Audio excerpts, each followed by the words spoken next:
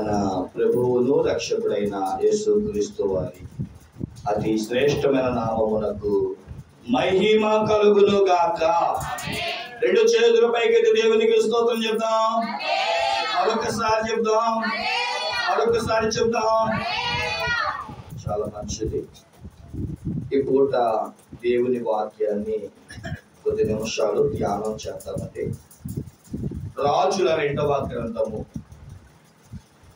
2 రాజుల గ్రంథము 17వ అధ్యాయము. 2 రాజుల గ్రంథము 17, 24 నుంచి 26 వచనాలు. అందరూ బైబిల్ తెరిచి 2 Kings చాప్టర్ 17 verse 24 to 26 చదవండి. ప్రతి వారు చదవండి, మీకు అర్థమవుతుంది. అషూరు రాజు బబులోను, గోతా, అవ్వా, హమాతు, సెఫర్వయిము అను దేశముల నుండి జనులను రప్పించి ఇశ్రాయేలు వారికి మారుగా షోమ్రోను పట్టణములో ఉంచెను. కనుక వారు షోమ్రోను దేశమును స్వతంత్రించుకొని దాని పట్టణములలో కాపురము చేసిరి. అయితే వారు కాపురముండనారంభించినప్పుడు యెహోవా యందు భయభక్తులు లేని వారు కనుక యెహోవా వారి మధ్యనకు సింహములను పంపెను. అది వారిలో కొందరిని చంపెను. తమను పట్టుకుని షోమ్రోను పట్టణములో గాయించిన జనులు ఆ దేశపు దేవుని మర్యాద తెలియకున్నది కనుక ఆయన సింహములను పంపించెను. ఇశ్రాయేలు దేవుని మర్యాద వారికి తెలియనందున సింహములు వారిని చంపుచున్నవి. వారు అషూరు రాజుతో మనవి చేయగా అషూరు రాజు అచ్చటి నుండి తేబడిన యాజకులలో ఒకరిని అచ్చటికి మీరు తోడుకొని పోవుడి.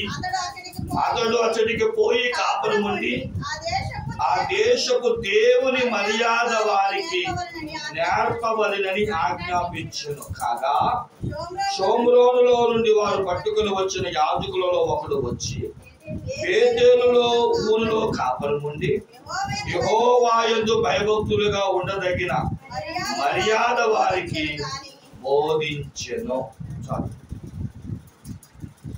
మీకు అర్థమయ్యేటట్లుగా నేను చెప్తాను, గమనించి చదవబడిన వాక్యాన్ని మనం పరిశీలించిన వారమైతే మీకు అర్థమయ్యేటట్లుగా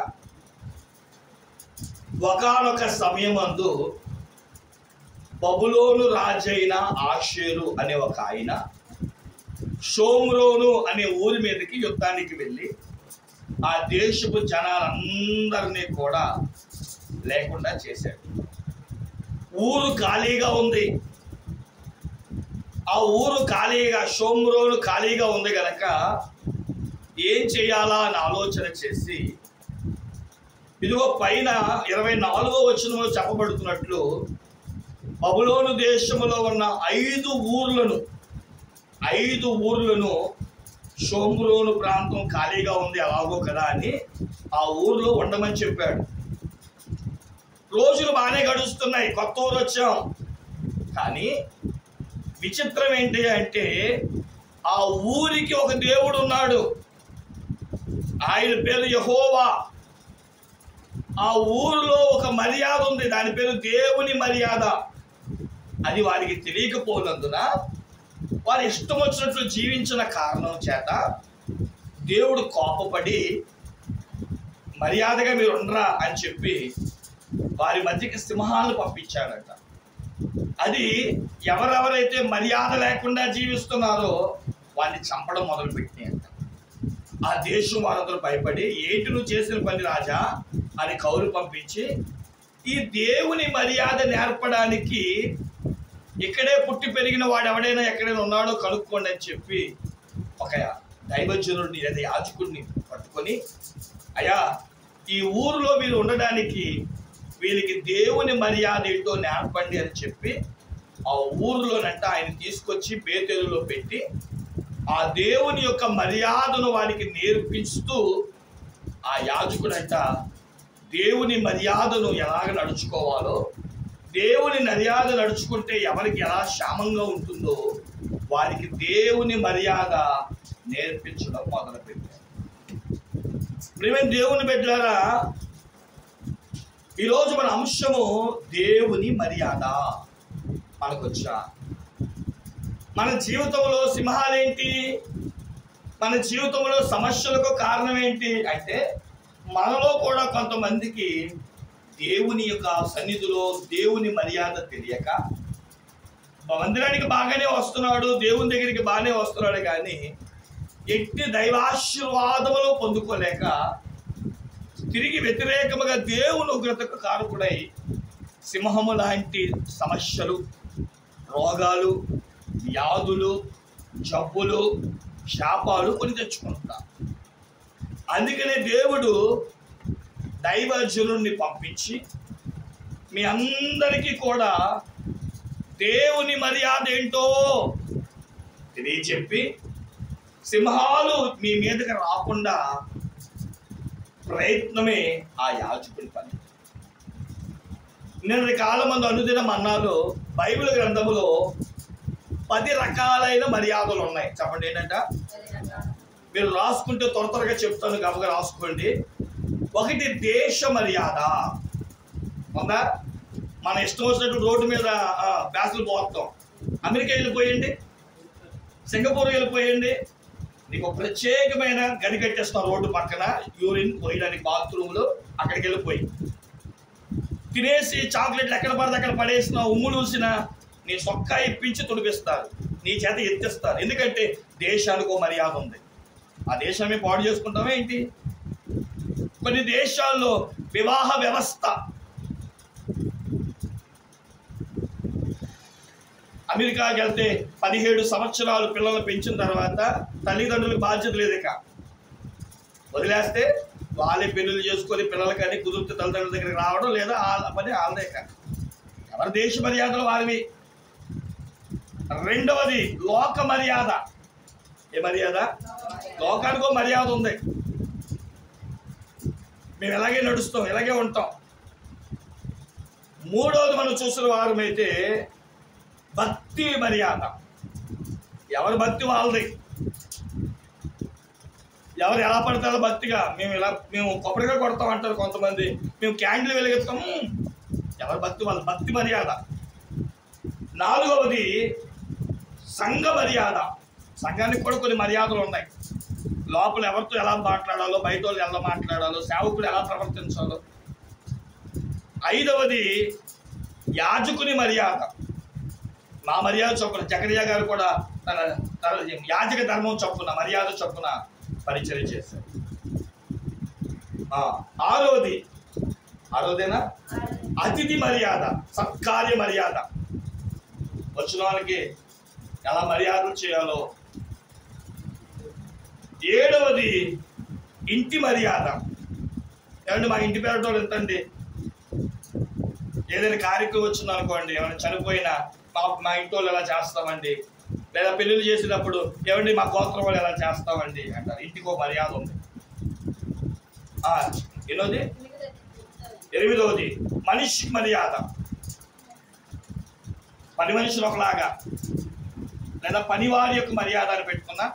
మనిషి మర్యాద వేరు, మనిషికి ఇచ్చే మర్యాద. ఇంకోటి వచ్చి పని యొక్క మర్యాద.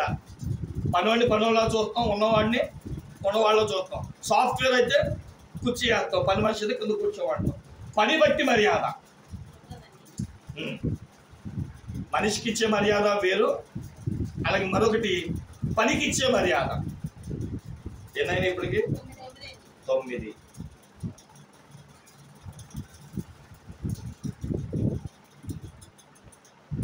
దేవుని మర్యాద రాశారా?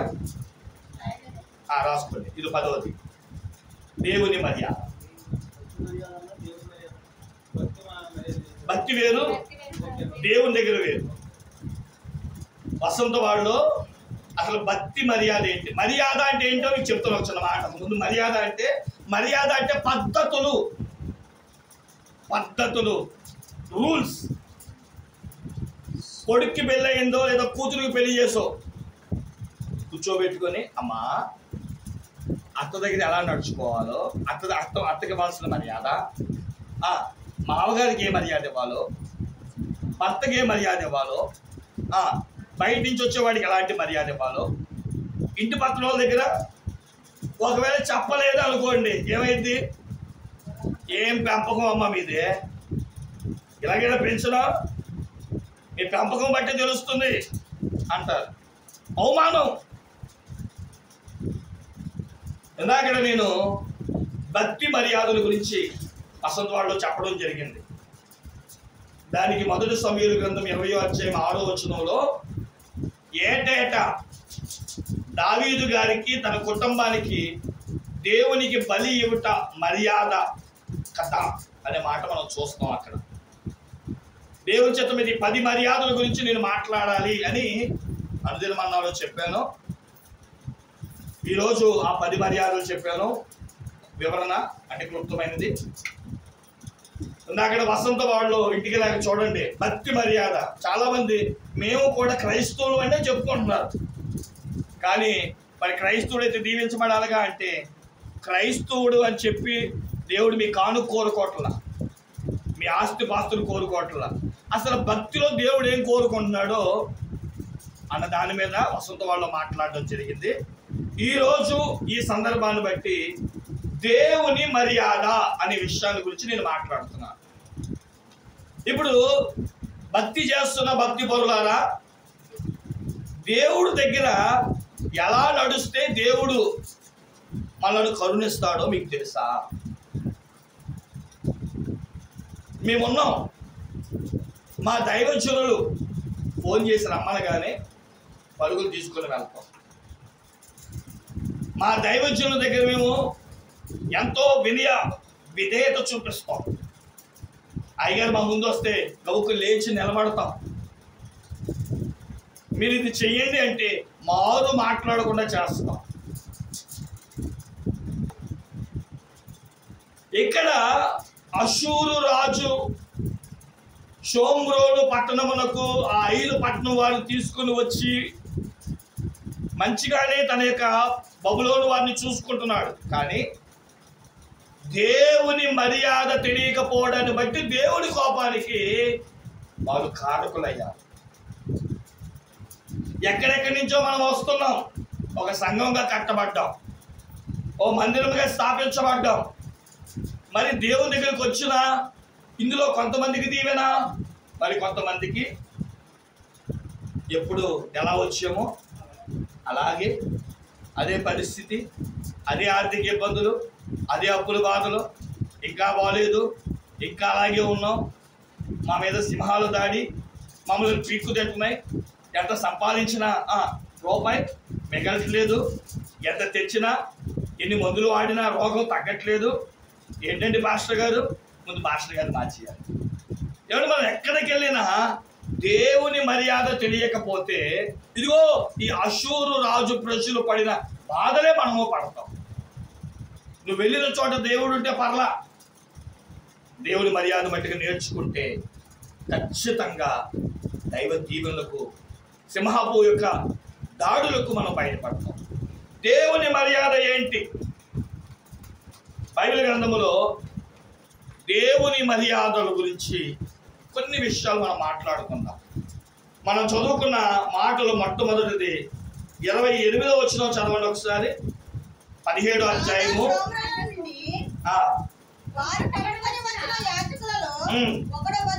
ఒకడు వచ్చి ఉండి, అండర్లైన్ చేసుకోండి, యెహోవా యందు భయభక్తులుగా ఉండదగిన మర్యాదను వారికి బోధించెను. ఏం నేర్పాడంటే ఆయన దేవుని మర్యాదలో మొట్టమొదటిది అంటే దేవుని మర్యాద చేసే వాళ్ళారా ముందు దేవునికి భయపడడం నేర్చుకోవాలి. ఎవరికి భయపడాలంటే అండి? దేవునికి భయపడడం నేర్చుకోవాలి. ఈరోజు ఎక్కడ సమస్య అంటే దెయ్యాలకు భయపడుతున్నాం, మనుషులకు భయపడుతున్నాం, కానీ ఎవరికి భయపడలేదు మనం. అసలు దేవుని యొక్క ప్రతిమలు, విగ్రహములు ఎలా వచ్చినాయి అని అంటే ఒక మాటలో చెప్పేస్తా మీకు. నిగ్రహముగా ఉండడానికి విగ్రహాన్ని ఏర్పాటు చేసుకున్నారు మన ఆది పితరులు. ఉదాహరణగా ఇక్కడ దేవుడి ఫోటో లేదు కాబట్టి మన ఇష్టం తింటున్నాం, తాగుతున్నాం, వేలపడతలా మాట్లాడుతున్నాం. అందుకని మన ఆది పితరులు ఏం చేశారంటే, అయ్యో దేవుడు బొమ్మ లేదా దేవుని స్వరూపం అనేది లేదు కాబట్టి ఒక బొమ్మను ఏర్పాటు చేద్దామని చెప్పి ఎన్నో బొమ్మలు తయారు చేశారు, అనేక చోట్ల పెట్టారు. విగ్రహము మనం నిగ్రహంగా ఉండడానికి, తప్పు చేయకుండా ఉండడానికి. కానీ బాధాకరమైన విషయం ఏంటంటే మరి క్రైస్తవులు కూడా విగ్రహాలు పెట్టుకొని వెనకాల నిర్గమకాండం 32వ అధ్యాయం ఏం చేశారు చెప్పండి. వారికి యెహోవా ఏమాయనో తెలియక అహరోన్ దగ్గరికి వచ్చి మాకు నడిపించే దేవుడు కావాలని చెప్పి ఒక వారి ముక్కులోను చెవిలోను తీసి ఒక దూడ బొమ్మను తయారు చేసుకున్నారు. దూడ ఎందుకు తయారు చేసుకున్నారంటే దూడకున్న అలవాటు మనం తెలుసుకోవాలి. తరపునాడు దూడకున్న అలవాటు ఏంటి? ఇక్కడి నుంచి అక్కడికి ఎగిరిద్ది, అక్కడి నుంచి అక్కడికి ఎగిరిద్ది. వెచ్చల వీడితనాన్ని చూపిస్తాం. దానికి సరదా, ఆటకాయతనం. ఇక్కడి నుంచి అక్కడికి, అక్కడి నుంచి ఇక్కడికి. పుట్టిన దూడను చూడండి, ఇక్కడి నుంచి అక్కడికి కొంచెం నడకొత్తే చాలు. మనం కూడా చూడండి, పిల్లలకి నడకొచ్చింది అనుకోండి, ఎటు పారిపోతారో, మన దొరకరు. అంటే దూడ బొమ్మని ఎందుకు చేశారంటే వెచ్చల వీడితనానికి దూడ రూపం సాదృశ్యం. కాబట్టి వాళ్ళకి కావాల్సింది ఏంటి? తినడం, తాగడం, డాన్స్ వేయడం, వెచ్చల వీడితనంగా ఉండడం.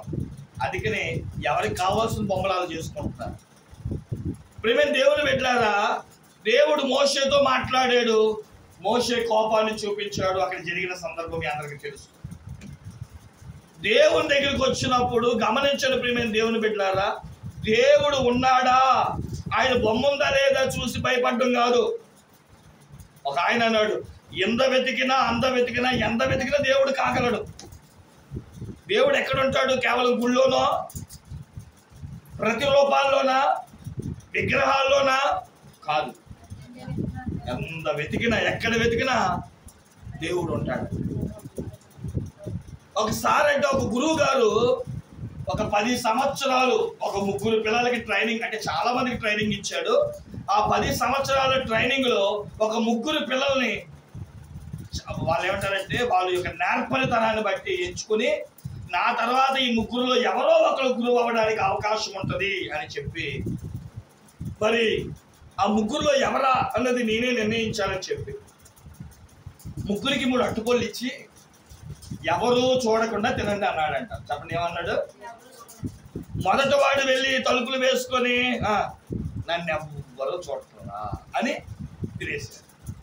రెండో వాడు చీకటి గదిలోనో లేదా గడ్డాములోనో లేదా నీటి అడుగు భాగానికి వెళ్ళి ఇక్కడ నన్ను ఎవడు చూస్తాడులే అని తినేశాడు. మూడో వాడు ఏ మూలకెళ్ళినా, ఏ నీటి అడుగుకు వెళ్ళినా, ఏ చీకటి గదిలోకి వెళ్ళినా నన్ను ఎవరో చూస్తున్నారు అని చెప్పి పొద్దున్న నుంచి సాయంకాలం దాకా తిందాం అనుకుంటూ ఏ ప్రాంతానికి వెళ్ళినా ఎవరో చూస్తున్నారు, నన్ను ఎవరో గమనిస్తున్నారు అని చెప్పి తినకుండా గురువు గారి చేతిలో పెట్టాడంట. అతన్నే గురువు గారు తన తర్వాత గురుత్వాన్ని అందించారంట. దేవునికి మహిమ కలుగునగా. ఎందుకని? నిజమే, ఆయన ఏమన్నాడు? ఎవరూ చూడకుండా తినమన్నారు. అంతేగాని మనుషులు పక్షులను అన్నాడా? మనం ఎక్కడికి వెళ్ళినా మనం చూసే 2 కళ్ళు మన కన్న సృష్టికర్త అయిన దేవుడియే. దేవునికి మహిమ కలుగునగాక. ఇలాగే కృప లాంటి వాళ్ళకంట సండే స్కూల్ టీచరు హాగర్ను గురించి చెబుతూ దేవుడు అన్నీ చూస్తున్నాడు అని ఆ రోజంట సండే స్కూల్లో చెప్పారంట. ఉదాహరణ ఏమనుకోవద్దే, ఈలోపు తండ్రి కొడుకులు ఇద్దరు, గోపి గారు వాళ్ళ పిల్లలు వెనకాల వేసుకొని వెళ్తా కొబ్బరి చెట్టు కనబడిందంట. రే ఇక్కడ ఎవరు లేరురా, లేదా మామిడికాయ చెట్టు, జాంకాయ చెట్టు, ఏదో చెట్టు, రే నేను జాంకాయలకు వస్తాను కానీ నువ్వేం చేయి, కింద కాపలాకాయ. గమనించు, ఎవ్వరూ చూడకుండా చూడు, నేను వెళ్ళి ఆ మామిడికాయలు జాంకాయలు ఏదో తెంపుతా అన్నాడు. పొద్దున కొడుకేమన్నాడు, ఎవరు చూసినా చూడకపోయినా దేవుడు చూస్తున్నాడు అనగానే ఈ నాన్న పైకి ఎక్కారా, ఎవరు చూస్తున్నారా అంటే నాన్న ఎవరో చూస్తున్నారు అన్నాడు. తండ్రి కిందకు వచ్చి అటు ఇటు చూశాడు, ఎవరు లేరు. సరే ఏదో పొరపాట్లో దేవుడు చూసి అనుకున్నాడు, మళ్ళీ ఎక్కాడు పైకి. మళ్ళీ చెప్పండి, మళ్ళీ కొడుకు నేను ఎవరైనా చూస్తున్నారా, నాన్న ఎవరో చూస్తున్నారు అన్నాడు. కిందకు వచ్చి దెబ్బ మీద మీకు ఎవరు చూస్తున్నారు అక్కడ అంటే నాన్న దేవుడు చూస్తున్నాడు అన్నాడు. ప్రేమ దేవుడు పెట్టారు. ఎందుకు నేను చెప్తున్నానంటే పిల్లవాడికి తెలుసు, మనుష్యులు కాదు చూసేది, దేవుడు సమస్తాన్ని చూస్తున్నాడు. ఈరోజు ఎందుకు ఈ మాటలు పదే పదే ఉదాహరణ రూపంలో చెప్తున్నానంటే ప్రియమైన క్రైస్తవులారా, మీరు చేసే ప్రతి పనులు దేవుడు చూస్తాడు. నేను మనుషులు ఎవరికి చూడట్లేదు కదా, మూడో కంటికి కూడా తెలియదుగా అంటే నాకు చెప్పిన దావీదు గారు 2 సమూయేలు గ్రంథం 11వ అధ్యాయంలో ఏమిటి, వసంతకాలంలో యుద్ధానికి వెళ్ళవలసిన వాడు యుద్ధానికి వెళ్లకుండా సాయంకాలం లేచి ఏమండి స్నానం చేస్తున్న స్త్రీని చూడడం, పాపము చేయడం, 3 నెలల తర్వాత పాపానికి గర్భం రావడం, ఎవరో చూడకుండా ఆ పాపాన్ని నెట్టివేయాలనుకోవడం, ఉరియాని యుద్ధంలోంచి తప్పించడం, ప్రయత్నాలు చేయడం, 5 రకాలైన తప్పిదాలు చేశాడట.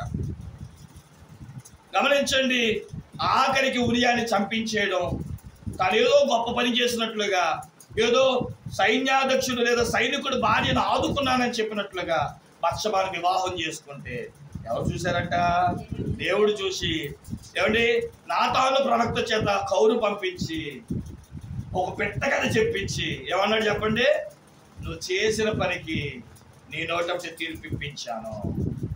తెలుసుగా గొర్రె కథ చెప్పించాడు, మేకల గొర్రెలు కదా. ఒక ఆయనకు ఒక గొర్రె ఉంది, ఇంకో ఆయనకు 100 గొర్రెలు ఉన్నాయి. ఇంట్లో సుత్తం వచ్చాడు, 100 గొర్రెల్లో ఎందుకు చంపడం, మన గొర్రె పక్కింటోడు గొర్రె ఉంది కదా అని చెప్పి దాన్ని చంపేయడం, దాన్ని కూర వండుకొని తినేయడం. గొర్రెలు కాపరి కాబట్టి కోపం రావడం దావీదుకి, వాడికి ఒక గొర్రె బదులు 4 గొర్రెలు ఇవ్వమంటావు, ఆ వ్యక్తి నువ్వే అని చెప్పడం. కాబట్టి ప్రియమైన దేవుని బిడ్డలారా, మన జీవితంలో కూడా ఎందుకు మన జీవితంలో ఆశీర్వాదాలు చూడలేకపోతున్నామంటే దేవుడు నన్ను చూస్తున్నాడు అనే భయం లేకుండా జీవించడానికి గల కారణాలే. వ్యాపారంలో కానీ, మాటలో కానీ, చూపులో కానీ, తప్పిదములుగా, ఇంకా బాగా చెప్పాలంటే వంకర చూపులో కానీ దేవుడు నాడు అనే భయం లేకుండా చూస్తే, చేస్తే, నడుస్తే, కార్యక్రమాన్ని జరిగిస్తే దేవుడు చూస్తూ. మీరు ఇంటికి వెళ్ళాక ఓపికగా కూర్చొని చదువుకోండి. 112వ కీర్తనలో యెహోవా యందు భయభక్తులు కలిగిన వాడు ధన్యుడు అని రాస్తూ వాడి గురించి ఒక పెద్ద లిస్టే ఇచ్చాడు. వాడు బలవంతుడు అవుతాడు, దేనికి, సైతానును చంపేది. వాడు ఐశ్వర్యవంతుడు అవుతాడు, వాడికి ఏమండి ఏ దుర్వార్త వినడు, వాడు అన్ని విషయాల్లో దీవెనకరంగా ఉంటాడని 112వ కీర్తన రాశాడు. అంతెందుకండి, కుటుంబ కీర్తన ఉందిగా 128వ కీర్తన 1వ వచనంలో యెహోవా యందు భయభక్తులు కలిగిన వాడికి ఎలాంటి ఆశీర్వాదాలు కలుగుతాయో, భర్త యొక్క పనిలో దీవెన, భార్య ఏమో కౌగిల ద్రాక్ష చెట్టు వలె, పిల్లలేమో బల చుట్టూ ఒలీవ మొక్కల వలె. ఒక కీర్తన చాలదా? మొదటి ఏమన్నాడు అసలు చదవండి, మొదటి వచనమే, యెహోవా యందు భయభక్తులు కలిగి ఆయన త్రోవల యందు నడుచువాడు. అలాంటి 112వ కీర్తన 128వ కీర్తన దగ్గర పెట్టుకొని నేను దేవునికి భయపడతాను, ఈ ఆశీర్వాదం నాకు ఇవ్వు ప్రభువా అని అడిగితే, ఏ సింహం అయితే నీ మీద దాడి చేస్తుందో అది రోగము. సింహం అంటే సింహం కాదండి, సింహము రోగానికి, అప్పుల బాధలకి, వ్యాధులకి, సమస్యలకి పీడించుకొని లాక్కు పీక్కు తినే అనుభవాలకి సాదృశ్యం. కాబట్టి దేవుని మర్యాద తెలియకపోవడం వల్ల దేవుడు సింహాలు పంపించినట్లు నీకు నాకు ఏం తెలియట్లేదంటే దేవుని భయభక్తులు కలిగే ఆ దేవుని మర్యాద తెలియదు. జ్ఞాని అయిన సొలొమోను చక్కటి మాట రాసిన మాట చదువుకుని ముందుకెళ్దాం. సామెతలు 13:13.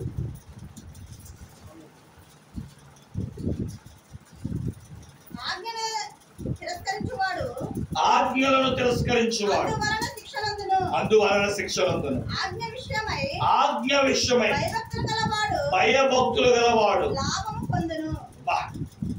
దేవుని వాక్య విషయంలో భయభక్తులు కలిగిన వాడికి ఏం దొరికిందంటే, మీరు చెరువులో లాభాలు చూస్తున్నారేమో, వ్యాపారంలో లాభాలు చూస్తున్నారేమో, వ్యవసాయంలో లాభాలు చూస్తున్నారేమో, దేవుని ధర్మశాస్త్రం ప్రకారం దేవునికి భయపడి చూడు, అన్ని విషయాల్లో లాభాలు చూడబోతున్నారు. దేవునికి మహిమ కలుగును గాక.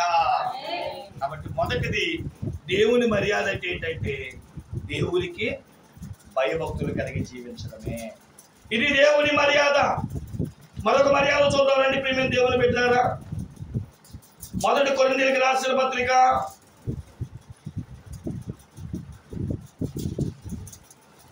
13వ అధ్యాయము 5వ వచనం. అమర్యాదగా నడవద్దు,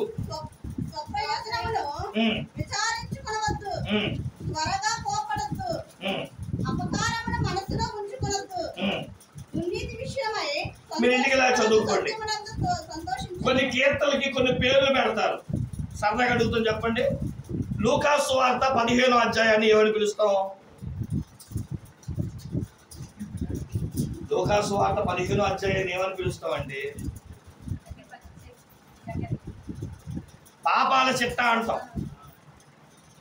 పోగొట్టుకుంటాడు, గొర్రెను పోగొట్టుకుంటాడు, నాణ్యాన్ని పోగొట్టుకుంటాడు, కొడుకులు పోగొట్టుకుంటాడు అని మళ్ళీ సంపాదించుకున్నాడు లేండి.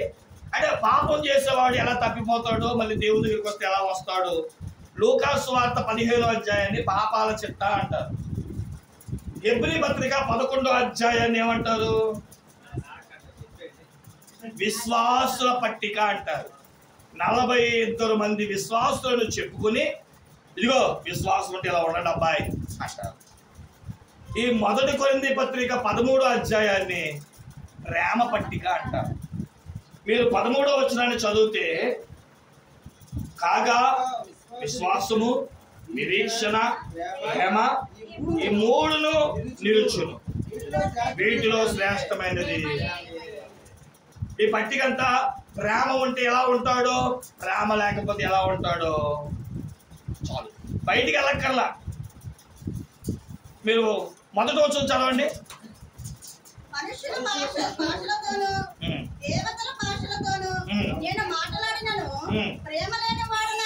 ప్రేమ లేని వాడినైతే అది మోగుడు కంచును.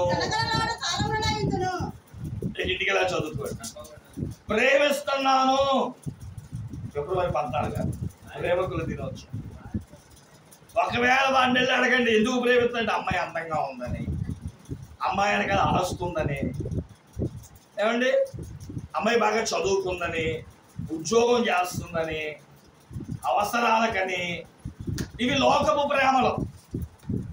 కానీ మన యేసయ్య ప్రేమ అగాపే ప్రేమ. ఏ ప్రేమ అంటే అయింది? అగాపే ప్రేమ. ప్రాణము పెట్టేంత ప్రేమ. ఈరోజు చాలా మంది అంట ప్రేమిస్తున్నాను ప్రేమిస్తున్నాను అని ఆశించేవారే కానీ ప్రేమిస్తున్నానని అర్పించే వాళ్ళు లేరంట. ప్రేమల గురించి ఒక మాట పరమగీతంలో జ్ఞాని అయిన సొలొమోను రాశాడు చూడండి. పరమగీతములో 8వ అధ్యాయము 5వ వచనం అనుకుంటా.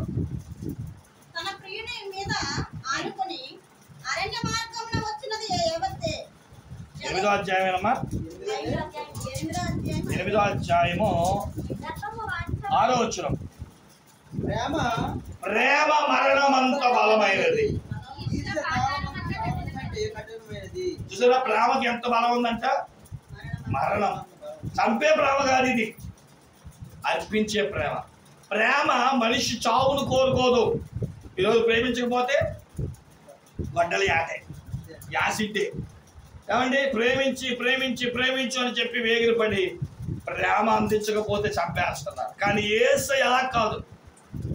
నువ్వు నన్ను ప్రేమించినా ప్రేమించకపోయినా నేను నిన్ను ప్రేమిస్తున్నా. నన్ను ఎంత ప్రేమిస్తున్నావు అని అంటే, నీ కొరకు ప్రాణము పెట్టే అంతగా నా యేసయ్య ప్రేమిస్తాను.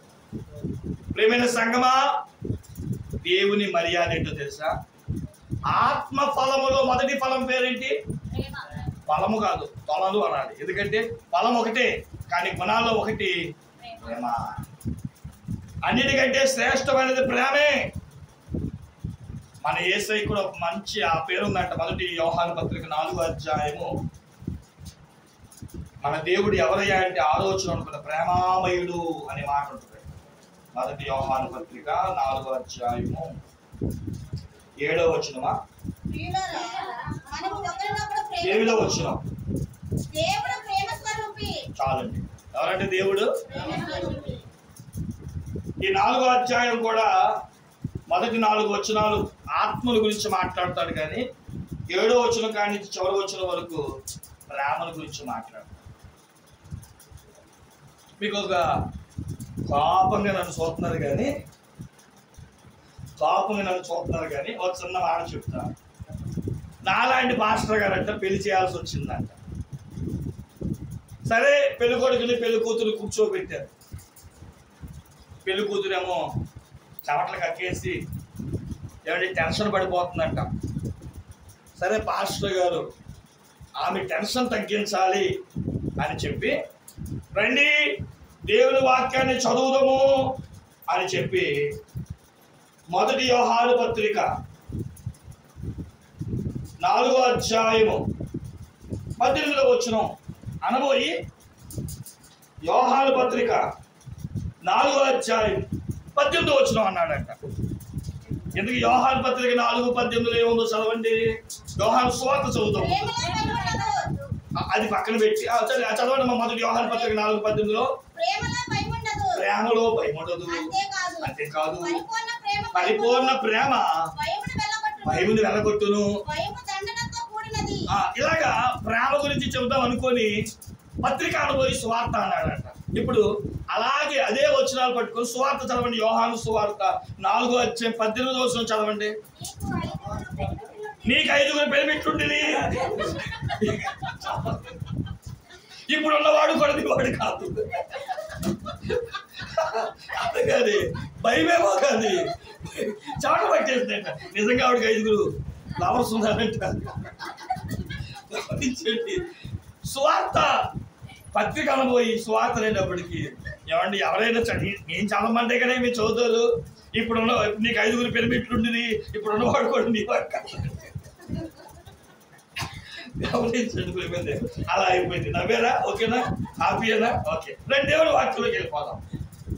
దేవుడి యొక్క మర్యాద ఏంటి అంటే, ఒకటి దేవుని యందు భయభక్తులు కనుగొనడం.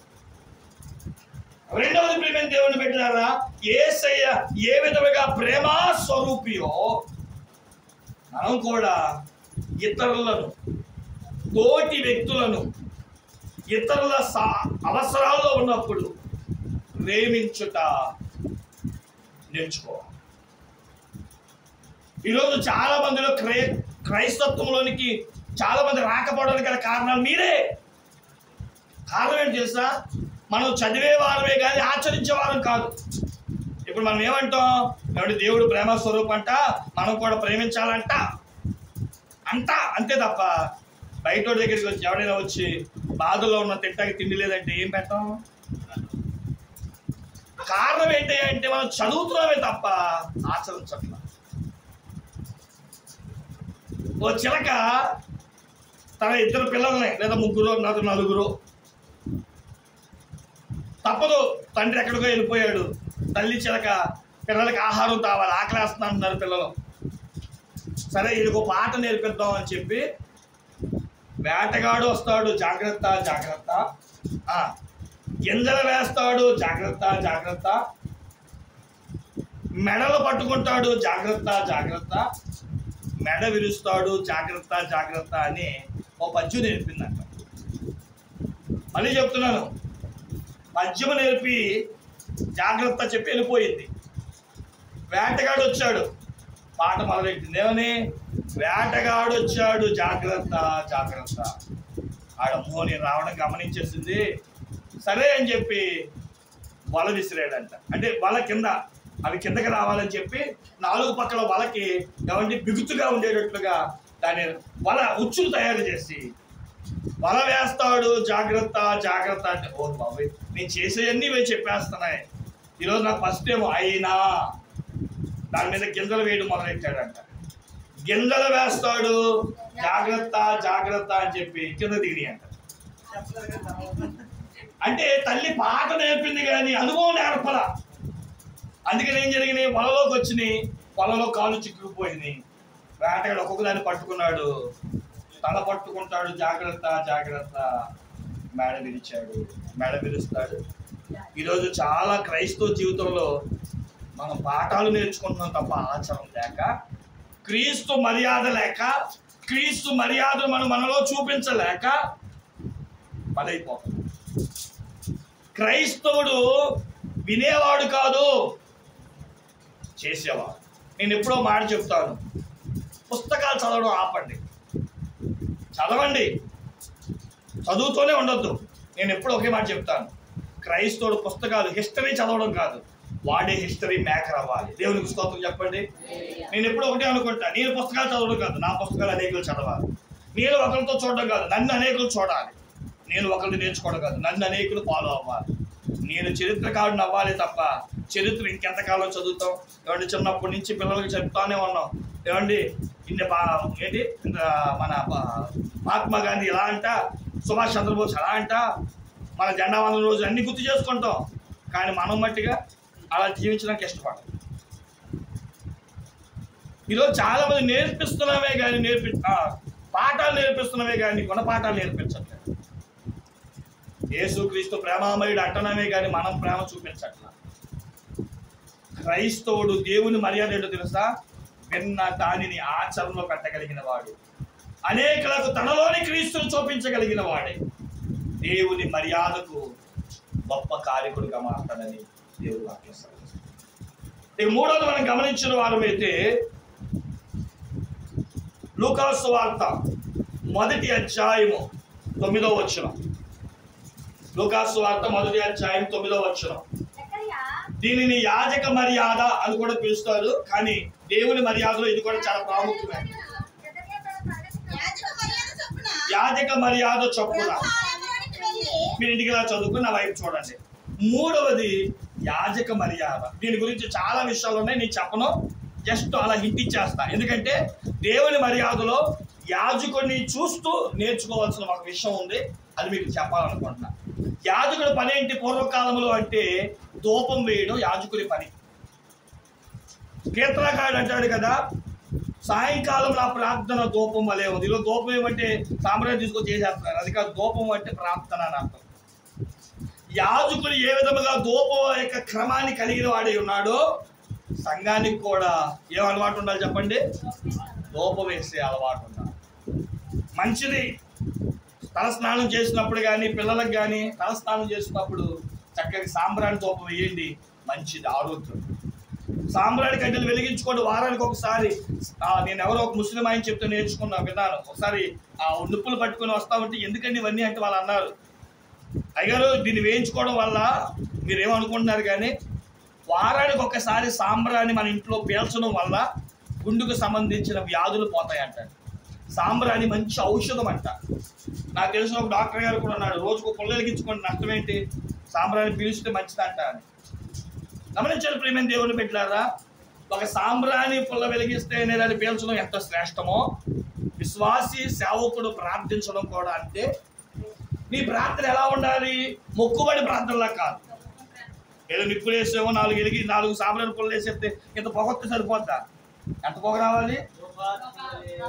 నేను అంటాను, ఆ పొగలో మొత్తం ఆ వ్యక్తి పొగబట్టేయాలి. ఇంకా బాగా చెప్పంటారా? పొగలో మనిషి కనబడకూడదు. చెప్పండి, ఏం కనబడకూడదు? నా మాట మీకు అర్థమైంది, మళ్ళీ చెప్తున్నాను. పొగ వస్తే మనిషి కనబడకూడదు. దీనికి అర్థమేంటి తెలుసా? నువ్వు నిజంగా ప్రార్థన పరుడు అయితే నీ ఎదుట ఉన్న వ్యక్తి కనబడకూడదు.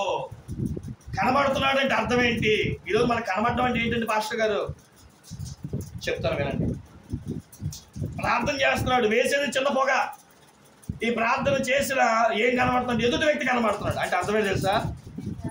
నన్ను ఏమనుకోవద్దే, నీ కులం ఇదంటగా, నువ్వు ఇలా అంట కదా, నువ్వు అదంట కదా, నువ్వు తక్కువ అంట కదా, ఉంగరాలు ఎట్టుకొచ్చావంట కదా, నువ్వు పైన కూర్చోవాలి కదా.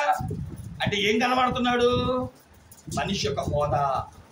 నేను అంటాను, ప్రార్థన చేసే నీకు ఆ వ్యక్తి ఎందుకు కనబడకూడదో తెలుసా? సాటి వ్యక్తిని ప్రేమించాలి. సాటి వ్యక్తిని గుర్తించగలేని పరిస్థితుల్లో మనం ఉండాలి అంటే అందరూ సమానం. పొగలు అందరూ సమానమే. కానీ పొగలేని వ్యక్తికి ఎలా ఉంటాడంటే, రే నువ్వు ఈ కులం, నువ్వు ఈ మతం, నువ్వు ఈ వ్యక్తివి, నువ్వు ఈ కులపోడివి, నువ్వు ఇలాంటి ఏమండి కోత్రం నుంచి వచ్చిన వాడివి, నీ ఇంటి పేరు ఇది అని ఎత్తుతున్నారంటే వాడు పొగలేని వ్యక్తి. నీకు మనిషి యొక్క కులం ఎందుకు రావాలి? మన గొప్ప కులమా మనదేమైనా? నీకంటే గొప్ప వాళ్ళ దగ్గరికి వెళ్తే నేను అసహించుకుని అర్థమవుతుంది నీకు. ఈరోజు చిన్న కులం వాళ్ళు ఏమంటే బ్రిటిష్ వాళ్ళు కాకముందు మన తెలియని వాళ్ళు పెట్టిన ఒక మాటలో చెప్పాలంటే ఇక్కడ కూర్చున్న వాళ్ళందరూ కూడా ఒకే తండ్రి నుంచి వచ్చిన వాళ్ళు. మరి మీ కులాలు ఎందుకు వచ్చినాయి? ఇది మనుషులు పెట్టిన ఆచారం. నీకన్నా గొప్ప కులాల దగ్గరికి వెళ్తే అర్థమవుతుంది బాధ ఏంటో. ఒక వ్యక్తికి ఎందుకు కనబడుతున్నాడమ్మా? ఆ కులం ఎందుకు కనబడుతుందంటే నీవు సరిగ్గా లేవని అర్థం. ఇక్కడ బైబిల్ గ్రంథంలో ధూపం వేసావు కానీ దేవుడి దగ్గర నువ్వు పని చేయవు. ఓ అందుకని దేవుడిని దేనికి అప్పగించాడంటే, వెళ్ళమ్మా వెళ్ళి సింహాలకి బలవు అంటున్నాడు. అందుకని చూడండి, దేవుని మర్యాద ఆ పొగ వేయని వాడి జీవితం ఎప్పుడు కూడా రోగాలు పుట్టే. టాబ్లెట్లు మింగడమో, పరిస్థితులు బాగోపోవడమో, అనారోగ్య పరిస్థితుల్లో బాధలో తిరుగుడమో తిప్పలో వచ్చిన బాధ. దేవుని మర్యాద. మూడవది యాజకుని మర్యాదతో పోల్చాడు. యాజకుడు ధూపం వేస్తే అతని ఎదుట ఉన్న విగ్రహమైన దేవుడైన ఆ పొగ మంచులో మైమరిచిపోయినట్లుగా మనం ప్రార్థన చేస్తే నీ ఎదుటి వాడు ఏ కులమో ఏ మతమో అసలు ఆడో మగో తేడా తెలియకూడదు. ఆడదానికి ఒక గౌరవం, మగోడికి ఒక గౌరవం. ఎందుకు ఆ పొగ? ఆ పొగలేని జీవితాలు దేనికి? యెహోషువ యుద్ధం చేయాల్సి వచ్చినప్పుడు పొగను బట్టి యుద్ధం చేశారు. గుర్తుపెట్టుకోండి. హాయి పట్టణం మీద మీరు యెహోషువ గ్రంథాన్ని చదివితే 8వ అధ్యాయం పూర్తిగా ఇంటికి ఎలా ఓపెన్ చేసి చదువుకోండి. హాయి మీద యుద్ధానికి ఎలా చేశాడో ఆ యుద్ధ యొక్క వ్యూహం మనకు చదివితే అర్థమవుతుంది. పొగను బట్టి యుద్ధం చేశాడు. కాబట్టి ఎందుకు ఈ మాటలు చెప్తున్నానంటే, ఈరోజు ఎదుటి వ్యక్తిలో ఉన్న లోపాలు నీకు కనబడుతున్నాయంటే నువ్వు లోపం కలిగిన వాడమని అర్థం. ఇక్కడ ఎప్పుడు కూడా ఎదుటి వ్యక్తి యొక్క కులాన్ని కానీ మతాన్ని కానీ మనిషిని కానీ వ్యక్తిత్వాన్ని చూసి దేవుని అమర్యాదగా ప్రవర్తించలేదు. దేవుని మర్యాద. మూడో అనుభవం యాజకుని మర్యాదతో పోల్చారు. ఇంకొక మాట మనం చెప్పుకుంటే 1 సమూయేలు గ్రంథం 20వ అధ్యాయం 6వ వచనములో దేవుని మర్యాద నాకు చెప్పాను కదా, భక్తి మర్యాదతో పోల్చాడు. దేవుని మందిరానికి వచ్చిన వ్యక్తి భక్తిగా ఎలా చేయాలో వసంతవాడలో చెప్పాను. ఇంటికి లేక వసంతవాడ వీడియో ఓపెన్ చేసుకొని అందులో భక్తి మర్యాద యొక్క లక్షణాలు ఏంటో విని తెలుసుకోండి. మీకు అందులో ఉన్న మర్యాద తెలుసుకోవాలి అనుకుంటేనే వెళ్ళి మీ పని మీరు చేయాలి. అందుకే యేసుక్రీస్తు ప్రభువు నీ కొరకు నా కొరకు కలవరసిలో మరణించాడు. అటు ధన్యత దీవెన ఆశీర్వాదం దేవుడు మనకు అనుగ్రహించును గాక. తల వంచని ప్రార్థన చేసుకుందాం. ఒకవేళ అయ్యగారు మాకు లింక్ కనబడలేదు అని అంటారా, నాకు మెసేజ్ చేయండి వాట్సాప్లో. రేపొద్దున అందరికీ భక్తి యొక్క మర్యాద యొక్క లింకు, నా వాక్యము లింక్ అనేది పంపిస్తాను. మీకు కూడా లింక్ పంపించేస్తాను. తల వంచండి.